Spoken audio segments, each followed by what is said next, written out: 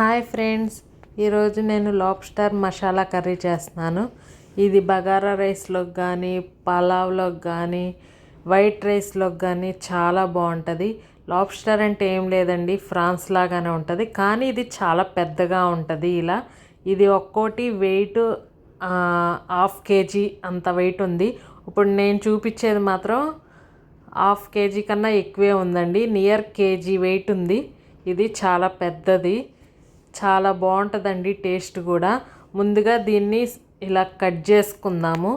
ఇది చాలా రఫ్గా ఉంటుందండి, పైన షెల్ మాత్రం అది కట్ చేయలేము. అందుకని నేను కట్ చేయలేక మా హస్బెండ్ కట్ చేస్తున్నారు. అలా ఒక్కో పీస్లా కట్ చేసుకొని లోపల మీట్ చాలా బాగుంటుందండి, చాలా టేస్ట్గా ఉంటుంది. ఇలా కట్ చేసుకొని ఆ పీసెస్గా ఒకేసారి మొత్తము అయినా వండుకోవచ్చు, కానీ అంత లోపలికి మసాలా పట్టదు. ఇలా పీసెస్ లాగా కట్ చేసుకుంటే చాలా టేస్ట్గా చాలా బాగుంటుంది. ఇలా పీసెస్ లాగా కట్ చేసుకొని వీటిని కూడా అవి రెక్కలు ఉన్నాయి కదండి, వాటిల్లో కూడా మీట్ ఉంటుంది. అందుకనే పారేయకుండా అవి కూడా పీతలకి మనం ఎలా పక్కన రెక్కలను ఎలా ఇచ్చేస్తామో ఇవి కూడా వండుకోవచ్చు. చాలా బాగుంటుంది టేస్ట్గా. అలా అవన్నీ తీసేసి ఆ హెడ్ని కూడా కొంచెం క్లీన్ చేసుకోవాలి. ఆ హెడ్ని కూడా క్లీన్ చేసేసుకొని చక్కగా శుభ్రం చేసుకొని పెట్టుకోవాలండి. కానీ ఇది చాలా టేస్ట్గా చాలా బాగుంటుంది.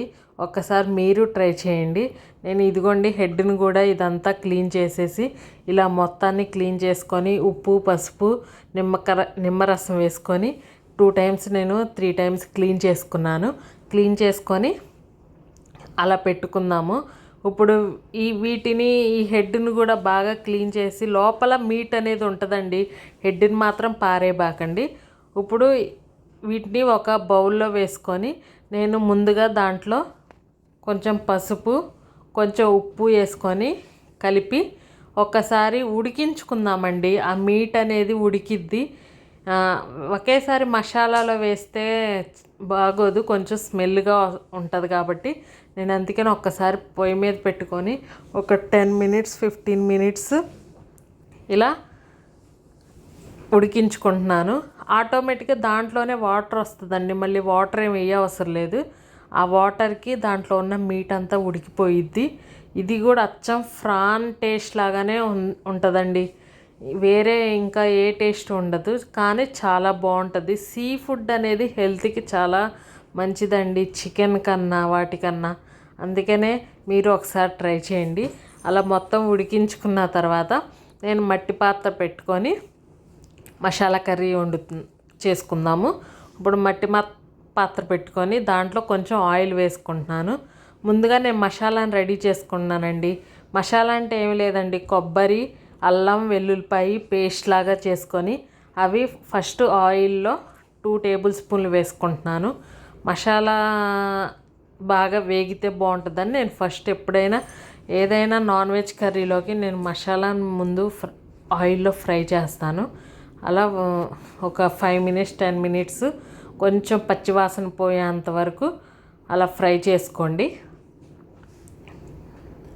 అలా ఫ్రై చేసుకొని బాగా కొంచెం పచ్చివాసన పోయి కొబ్బరి కూడా కొంచెం బాగా ఏగేదాకా అలా ఫ్రై చేసుకోండి.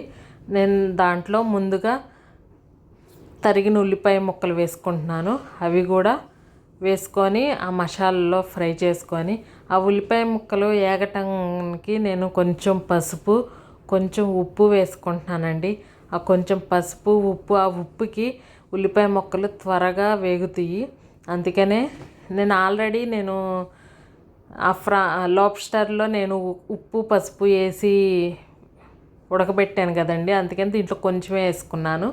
అది కొంచెం ఆయిల్ పైకి వచ్చేంత వరకు వేగిన తర్వాత దాంట్లోనే తరిగిన టమాటా ముక్కలు వేసుకుంటున్నాను. ఆ టమాటా ముక్కలు కూడా బాగా మసాలాలో వేగేంత వరకు ఒక 5 minutes అలా వేయించుకుందాము. అదిగోండి వేగిన తర్వాత ఆయిల్ కూడా పైకి తేలుతుంది కదండి. ఆ ఆయిల్ పైకి తేలేటప్పుడు ఒకసారి కలిపి పెట్టుకొని మనం ముందుగా పెట్టుకున్న లాబ్స్టర్ పీసెస్ని దాంట్లో వేసుకుందామండి. ఆ లాబ్స్టర్ని కూడా బాగా ఆ మసాలా పట్టేంత వరకు ఒక్కసారి అటు ఇటు కలిపి పెట్టుకుందాము.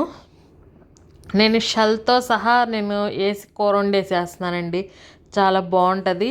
షెల్లు లేతదైతే షెల్లు కూడా బాగుంటుందండి. ఇంకా కొంచెం పెద్దదైతే షెల్లు తీసేయండి. అలా 15 మినిట్స్ 20 మినిట్స్ నేను ఉంచుకుంటున్నాను. అలా 15 మినిట్స్ ఆగిన తర్వాత చూస్తే ఆ మసాలా అంతా దానికి పట్టి కొంచెం బాగా కుక్ అయిందండి. ఇప్పుడు ఆ కుక్ అయిన తర్వాత ఒక్కసారి కలిపి పెట్టుకొని దాంట్లో 2 టేబుల్ స్పూన్లు నేను చిల్లీ పౌడర్ వేసుకుంటున్నాను. స్పైసీకి తగ్గట్టు వేసుకోండి. తర్వాత ఒక హాఫ్ స్పూను గరం మసాలా, కొంచెం ధనియాల పొడి వేసుకుంటున్నాను. ఇవి 3 వేసుకొని ఒక్కసారి కలిపి పెట్టుకొని ఆ పచ్చివాసన పోయేంత వరకు కలిపి పెట్టుకొని ఆ పచ్చివాసన పోయేంత వరకు ఉంచుకుందామండి. ఒక 5 మినిట్స్ అయితే కారం పచ్చివాసన పోయిద్ది కండి. అలా కలిపెట్టుకొని ఉంచుకున్న తర్వాత దాంట్లో మనం తగినంత వాటర్ పోసుకుందాము. ఆ ముక్క అనేది మునిగి ఉడికేదాకండి.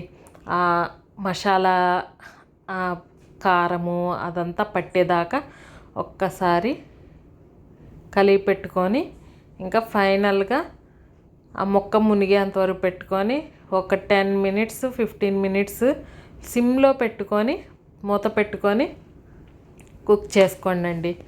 కుక్ చేసుకొని ఒక 10-15 మినిట్స్ ఆగిన తర్వాత ఓపెన్ చూస్తే ఆల్రెడీ చాలా వాటర్ అనేది బాగా కుక్ అయ్యి బాగా అలా ఉంది కదండి. ఒక్కసారి కలిపి పెట్టుకొని ఇప్పుడు దీంట్లో ఉప్పు కారము సరిపోతే ఈ టైంలో వేసుకోండి. ఈ టైంలో వేసుకుంటే ఇంకో మనం 10 మినిట్స్ మనం పెట్టుకుంటాం కాబట్టి ఈజీగా ఉంటుంది. ఇప్పుడు ఉప్పు కారం చూసుకొని సరిపోతే కొంచెం వేసుకోండి. నాకైతే సరిపోయింది, అందుకని నేను వేయట్లేదు. మళ్ళీ ఒక 10 మినిట్స్ మూత పెట్టుకొని ఉడికించుకుందాము.